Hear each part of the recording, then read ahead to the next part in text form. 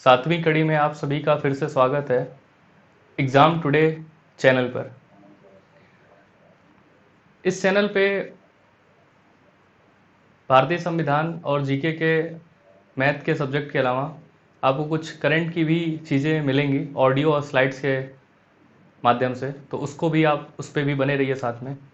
पिछली पिछली क्लास में हम लोगों ने बात किया 1919 के अधिनियम के बारे में। आज बात करेंगे 1935 के अधिनियम के बारे में। 1919 का अधिनियम भारत में लागू होता है और इस अधिनियम के लागू होने के बाद अंग्रेज़ों ने यह फैसला किया कि 10 साल बाद इसके रिव्यू के लिए हम एक फिर से कमेटी बनाएंगे, एक कमीशन बनाएंगे और वो कमीशन भारत की ज़रूरत को देखते हुए और ज़्यादा अधिकार देगा। तो 1919 के बाद 1929 में एक कमेटी बननी थी, लेकिन भारत की स्थिति को देखते हुए अंग्रेज़ों ने जल्दीबाजी की और 1927 में ब्रिटेन में साइमन कमीशन का गठन होता है। लेकिन इसके अगले साल 1928 में भारत आ जाता है। तो ये ध्यान देने वाली बात है, गठन कब हुआ? 1927 में। भारत आता है साइमन कमीशन 1928 में। जैसा कि आपको पता है, साइमन कमीशन गो बैक का नारा लगता है। लाला लाजपत राय जो पंजाब के बहुत बड़े नेता थे, लाठियों से मार के सैंडर्स ने उसकी हत्या कर दी। उनकी हत्या के बाद भारत में विरोध बहुत तेज हुआ और बाकी आप उसके आगे की कहानी जानते हैं। भगत सिंह, सुखदेव, राजगुरु को फांसी, सैंडर्स की हत्या और लाला लाजपत राय का बदला लेने के कारण दे दी गई फांसी।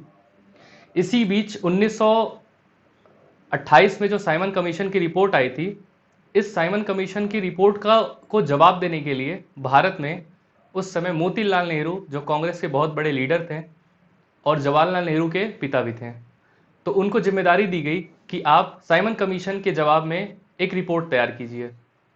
उन्होंने जिस रिपोर्ट को तैयार किया उसको हम कहते हैं नेहरू रिपोर्ट। लेकिन अंग्रेजों ने नेहरू रिपोर्ट पे भी बात करने के लिए वो राजी नहीं होते हैं। इसी बीच मुस्लिम लीग के लीडर मोहम्मद अली जिन्ना, उसने भी 14 सूत्रीय जो है कार्यक्रम बनाया है, लेकिन उस पर भी अंग्रेजों ने बात नहीं की।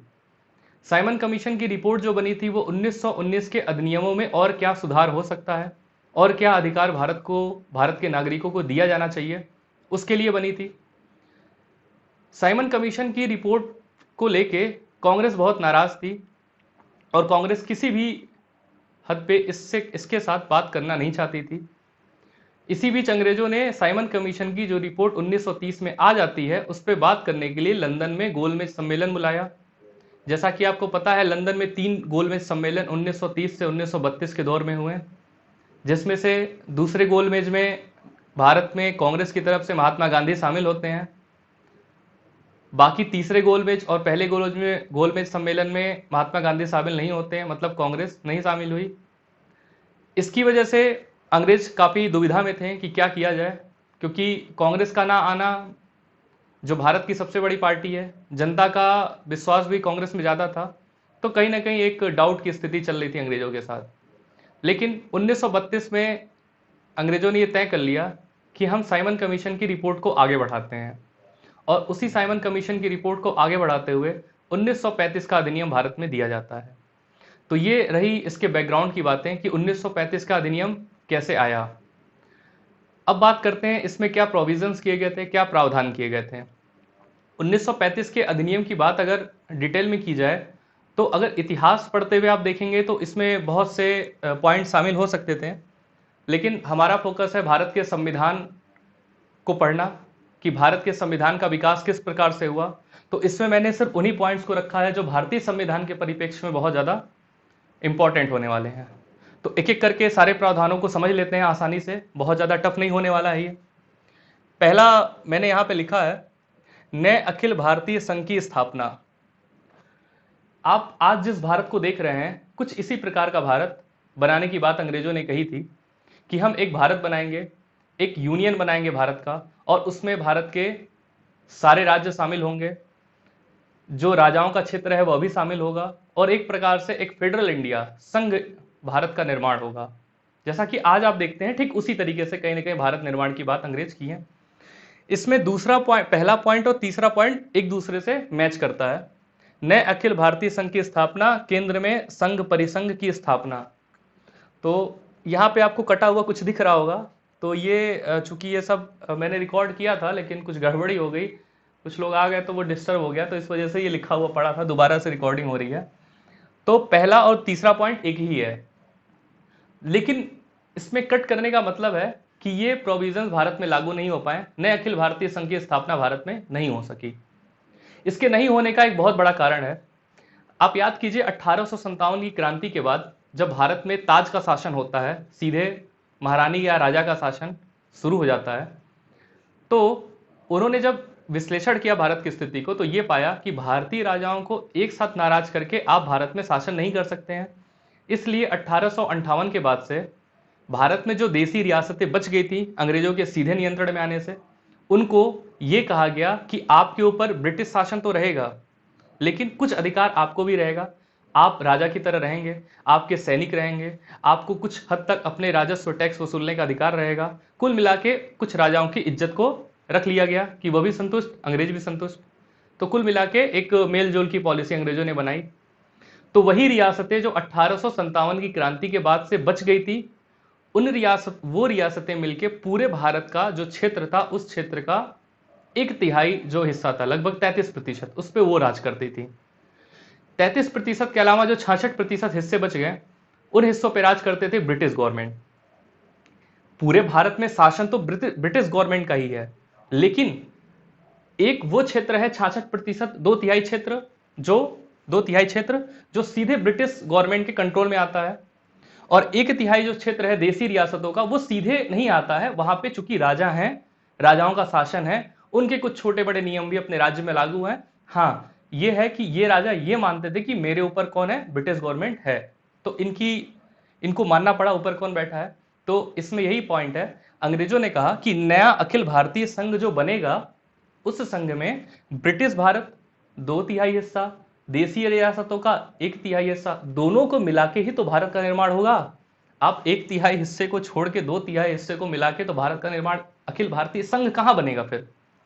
तो ये बात अंग्रेजों ने कही कि हम भारतीय संघ का निर्माण करेंगे, लेकिन यहां पे ये काम इसलिए नहीं हो पाया क्योंकि देसी रियासतों के साथ ये कहा गया कि आप जो देसी रियासतें होंगी उनमें से ये क्या करना है कि इनको 50% इनकी सहमति आनी चाहिए, लेकिन इनकी सहमति यहां पर नहीं आती है। तो ये मामला यहां पे पूरी तरीके से फेल हो गया। दूसरा पॉइंट है संघ लोक सेवा आयोग की स्थापना। 1919 के अधिनियम में एक लोक सेवा आयोग की स्थापना की बात की गई थी।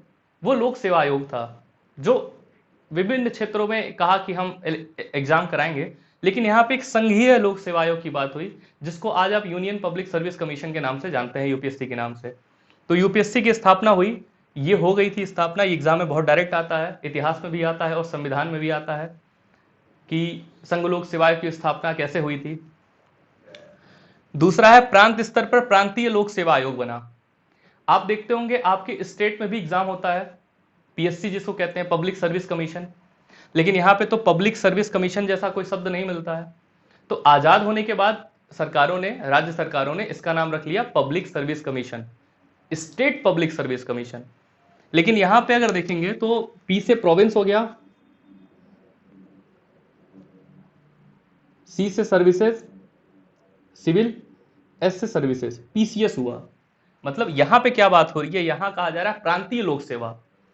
ये स्पेशल फोकस करके इसलिए बताना चाह रहा हूं कि आप कंफ्यूज मत होइए कि सर आज तो पीएससी है, पब्लिक सर्विस कमीशन है, और यहां पे प्रांतीय लोक सेवा है। तो चीज वही है। प्रांत का मतलब तब प्रांत था, आज स्टेट कहते हैं, तब प्रांत प्रोविंस कहा जाता था और आज हम राज्य कहते हैं। भारत के सभी राज्यों में उत्तर प्रदेश एक ऐसा राज्य है जहां पे पीएससी नहीं कहते हैं। ऑफिशियली तो पीएससी कहा जाता है, public service commission, Uttar Pradesh public service commission, लेकिन बोलचाल की आम भाषाओं में इसको आज भी पीसीएस कहा जाता है। ये पीसीएस शब्द यहीं से चला आ रहा है, प्रांतीय लोक सेवा, अर्थ वही है। लेकिन एक होता है कि ट्रेंड में जब कोई चीज चल जाती है तो ऑफिशियली वो नाम हो चाहे ना हो। ये ठीक उसी तरीके से जैसे भारत का राष्ट्रीय खेल हॉकी है, लेकिन सरकार के रिकॉर्ड में हॉकी कोई राष्ट्रीय गेम है ही नहीं, लेकिन चल रहा है, एग्जामों में पूछा जा रहा है। तो ठीक है, ये एक एक्स्ट्रा नॉलेज थी, तो इसको जो भी पॉइंट है उसको लेते हुए चलते हैं। तो 1 2 3 पॉइंट हमारा क्लियर हो गया। आते हैं चौथे पॉइंट पे, प्रांत के द्वैध शासन को समाप्त कर केंद्र में द्वैध शासन। देखिए 1919 का अधिनियम अगर आपने पिछले वीडियो में समझा होगा तो उसमें प्रांत में द्वैध शासन था। एक शासन जो गवर्नर और उसकी परिषद चलाती थी, मतलब आरक्षित विषय, रिजर्व सब्जेक्ट। दूसरा अनरिजर्व सब्जेक्ट, स्थानांतरित सब्जेक्ट, ट्रांसफरेबल सब्जेक्ट, जिसपे भारत के लोगों के द्वारा राज्यों में चुने गए जो मंत्री होते थे वो शासन चलाते थे। इसको भी आप लोगों ने अगर पिछला कड़ी देखा होगा 1919 का अधिनियम, तो उसमें बहुत डिटेल में मैंने इसको समझाया था। तो ये लाइन आप बड़े आसानी से कैच कर रहे होंगे। प्रांत के द्वैध शासन को समाप्त कर, मतलब अब राज्य में जो गवर्नर और भारतीय मंत्री मिलकर शासन कर रहे थे आरक्षित और हस्तांतरित विषयों पे, वो विषय अब खत्म हो गए। मतलब अब कौन आएगा फिर? अब गवर्नर के शासन को सीमित कर दिया गया। जैसे कि अभी आप देखते हैं आपके वहां गवर्नर, हिंदी में बोले तो राज्यपाल, जो शासन करते हैं उनके पास अधिकार कहां होते हैं? सारे अधिकार तो मुख्यमंत्री के पास होते हैं, मंत्रियों के पास। तो जो आज सिस्टम है उस सिस्टम की शुरुआत यहां पे कर दी गई गवर्नर के शासन को खत्म करके। तो ये पॉइंट क्लियर हो गया कि प्रांत में द्वैध शासन को समाप्त कर दिया गया, मतलब अब पूरी तरीके से भारतीयों को स्वायत्तता दे दी गई। बहुत इंपॉर्टेंट लाइन है। 1935 के अधिनियम में भारतीयों को पूर्ण रूप से अधिकार दे दिया गया। केंद्र में द्वैध शासन। केंद्र में द्वैध शासन का मतलब है कि जिस प्रकार से 1919 के अधिनियम में राज्यों में दो शासन शुरू हो गया, एक गवर्नर का जो अंग्रेज होता था और एक भारतीयों का जो मंत्री होते थे, कुछ इसी प्रकार की व्यवस्था अंग्रेजों ने केंद्र में शुरू करने की बात कही, जिसको डायर के सिस्टम कहते हैं। लेकिन यह लागू नहीं हो पाया था, यह लागू नहीं हो पाया था, इन्होंने बात कही थी। तो प्रश्न दो तरीके से बनते हैं एग्जाम में। एक तो प्रोविजन पूछा जाएगा, क्या 1935 के अधिनियम में द्वैध शासन की बात कही गई थी? तो हां, कही गई थी। क्या 1935 के अधिनियम में द्वैध शासन को भारत में अप्लाई किया गया था? तो नहीं किया गया था, यह काम हो ही नहीं पाया था। जैसे यह काम नहीं हो पाया, संघ बनाने की बात नहीं हो पाई थी। तो इसीलिए मैंने पिछली क्लास में और फिर इस क्लास में भी रिपीट करता हूं, प्रयोगी के तौर पे प्रैक्टिकली 1919 के अधिनियम के सारे प्रोविजंस को भारत में लागू कर दिया गया था। तो लागू होने वाला सबसे बड़ा अधिनियम भारत शासन तो 1919 का ही था, जबकि 1935 का अधिनियम बड़ा तो है लेकिन लागू होने के अगर तुलना में देखा जाए तो लागू नहीं होता है। बड़ा बनाया गया, लागू नहीं हो पाया सारा। पांचवा है प्रांतीय शासन भारतीयों के हाथ में आया पूर्ण रूप से। अभी मैंने ऊपर ही बताया कि प्रांत जो है, प्रांत बोले तो राज्य, मैं बार बार रिपीट कर रहा हूं, इन चीजों को आपको एक जगह लिख लेना चाहिए कि प्रांत को राज्य कहते हैं, राज्य को प्रांत कहते हैं, क्योंकि बार बार एक ही शब्द में कंफ्यूज होने का मतलब है आगे तो समझने की गुंजाइश ही नहीं बचती है। तो प्रांत का शासन भारतीयों के हाथ में आया पूर्ण रूप से। अभी मैंने बताया उस समय भारत में 11 प्रांत हुआ करते थे, यही 11 प्रांत मिलके ब्रिटिश भारत के 2/3 क्षेत्र कहलाते थे, 66%, जो अभी मैंने 5 मिनट पहले बताया। तो बंगाल, बंबई, मद्रास, मध्य प्रांत, संयुक्त प्रांत जिसको उत्तर प्रदेश कहते हैं, उड़ीसा, असम, उत्तर पश्चिम सीमा प्रांत, ये आपके पाकिस्तान का वो रीजन जो अफगानिस्तान वगैरह से लगता है वो क्षेत्र, सिंध जो पाकिस्तान का वो क्षेत्र जो समुद्र से लगता है जहां सिंधी बोली जाती है, तो सिंध क्षेत्र, पंजाब, ये पंजाब कौन सा पंजाब? आज भारतीय जो पंजाब है वो, और जो पाकिस्तान में पंजाब है वो, तो पंजाबी भाषी एक बड़ा क्षेत्र मिला के वो पंजाब, बिहार। तो इस तरह से 11 प्रांत हुए। इन 11 प्रांतों में अंग्रेज सीधा शासन करते थे। यही 11 प्रांत मिला के तो भारत का 66% था, 2/3। और इन राज्यों में, इन 11 प्रांतों में पूर्ण रूप से राज्य को स्वतंत्र कर दिया गया कि यहां के मंत्री जो भारतीय होंगे वो यहां पे सारे विषयों को चलाएंगे। तो एक बहुत बड़ा बदलाव, एक सकारात्मक बदलाव भी था 1935 का अधिनियम राज्यों के मामले में। नीचे मैंने यहां एक एक्स्ट्रा चीज लिखी है, ये बहुत इंपॉर्टेंट है। इनमें से 6 में 2 सदन। अगर आप इस लेक्चर को शुरू से सुनते आ रहे हैं तो आपको ध्यान होगा शुरुआत की दूसरी ही लेक्चर में मैंने विधानसभा विधान परिषद के अंतर को समझाया कि किस प्रकार से विधानमंडल के 2 भाग कुछ राज्यों में चलते हैं, जहां पे विधानसभा भी होती है, विधान परिषद भी होती है, जबकि भारत के ज्यादातर राज्यों में सिर्फ विधानसभाएं हैं। विधानसभा में एमएलए बैठता है, विधान परिषद में एमएलसी बैठते हैं। तो जो एमएलए एमएलसी दोनों बैठ रहे हैं, जिसको विधानसभा और विधान परिषद कहते हैं, उसकी शुरुआत 1935 के अधिनियम में यहां पर कर दी गई। तो ये बहुत इंपॉर्टेंट है। आप पढ़ के आ रहे हैं भारत का संवैधानिक विकास, आपका संविधान जो आज है उसका रूप यहाँ पे देखने को आपको सीधा सीधा मिल रहा होगा। तो जो पढ़ रहे हैं उसको अभी से जोड़ के देखने पे एक बढ़िया रिजल्ट मिलता है और चीजें बहुत आराम से हमें समझ में आती हैं। तो ये जो 11 प्रांत थे, इन 11 प्रांतों में से 6 प्रांतों में 2 सदनों वाली व्यवस्था शुरू कर दी गई राज्यों में, कि मतलब एमएलए भी होंगे, एमएलसी भी होंगे। अब इसको उससे मत कंफ्यूज कीजिए कि सर 1919 के अधिनियम में तो गवर्नर का हस्तांतरित और मंत्रियों के लिए मतलब आरक्षित एक और हस्तांतरित विषय थे, वो विषय की बात थी। यहाँ पे विषय की बात नहीं है, यहाँ पे सदन बनाए जा रहे हैं दो तरीके से। तो जब चीजों को पढ़िए तो दोनों में अंतर करते हुए पढ़िएगा तो चीजें बड़े आसानी से समझ में आएंगी। अब 1935 का अधिनियम आपने समझ लिया और 1919 का नहीं समझा तो कंफ्यूज तो होना है आपको। तो बिहार, बंगाल, बंबई, मद्रास, असम, संयुक्त प्रांत मतलब उत्तर प्रदेश, इन 6 प्रांतों में 2 सदनों की शुरुआत कर दी गई, मतलब विधानसभा भी होगी, विधान परिषद भी होगी। चलिए ये क्लियर हो गया। छठा है आरबीआई की स्थापना। वैसे मैं इस पॉइंट को नहीं लिखना चाह रहा था, नीचे के 6 और 7 को, क्योंकि इन दोनों का संबंध संविधान के विकास से नहीं है, लेकिन फिर लिखते हुए मुझे लगा कि चलो ठीक है लिख देता हूं, चूंकि आप कंपटीशन की तैयारी कर रहे हैं, इतिहास पढ़ना ही है तो इसको भी बताते चलो, चूंकि बहुत रिपीट होते हैं ये चीज। तो चलिए सुन लेते हैं। रिजर्व बैंक ऑफ इंडिया एक कुछ लोगों के शेयर से बनी हुई प्राइवेट कंपनी थी, प्राइवेट एक बैंक था। बाद में 1 जनवरी 1949 को इसका राष्ट्रीयकरण कर दिया गया और पूर्ण रूप से भारत सरकार ने अपने हाथों में ले लिया। वैसे तो 1935 में इसकी स्थापना होती है, लेकिन अभी भी प्राइवेट प्लेयर्स का कुछ खेल इसमें चल रहा था। जब हम अर्थशास्त्र में आरबीआई पढ़ेंगे तो उसको डिटेल में देखेंगे। तो ये एक पॉइंट है, बहुत इंपॉर्टेंट, एग्जाम में रिपीट होता है। वर्मा को आजादी। वर्मा जिसको आज म्यांमार कहते हैं, इसी वर्मा की राजधानी कभी रंगून हुआ करती थी, जिसपे गाना भी बना, मेरे पिया गए रंगून वहां से किया टेलीफोन। तो ये वर्मा जो है इसको आज म्यांमार कहते हैं। 1885 में अंग्रेजों ने उस वर्मा या म्यांमार को भारत का हिस्सा बना लिया था, लेकिन यहां पे 1935 में फिर से इसको स्वतंत्रता दे दी गई और ये एक म्यांमार एक अलग एक देश बन गया। तो ये एक बहुत इंपॉर्टेंट पॉइंट था। 8वां, भारत के संविधान पर सबसे ज्यादा प्रभाव। 1935 का जो अधिनियम था, वो अधिनियम आज के संविधान जो हम देखते हैं, आज के संविधान का 70% हिस्सा तो यहीं से लिया गया। ये अलग बात है कि जब ये बना तो उसके सारे प्रावधानों को लागू नहीं किया गया था।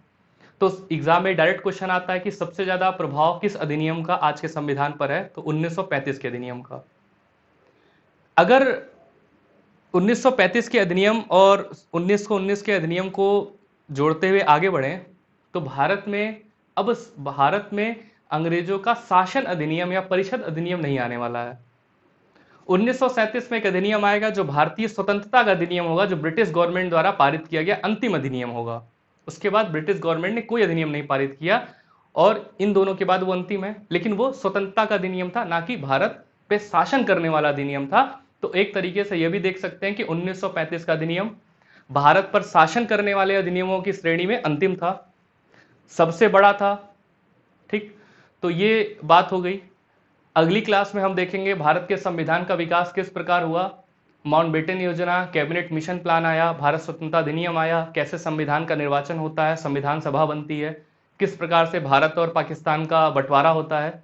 तो सारी चीज़ों को अगली क्लास में समझेंगे। तो यहाँ पे एक जो प्रश्न है वो प्रश्न देते हुए चलते हैं।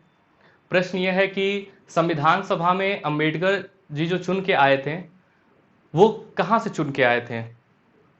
ऑप्शन दे रहा हूँ, मुंबई से चुन के आए थे या पूर्वी पाकिस्तान जिसको आप बांग्लादेश कहते हैं वहाँ से चुन के आए थे। मिलते हैं एग्जाम टुडे के साथ, आप बने रहिए अगले संविधान सभा की क्लास में।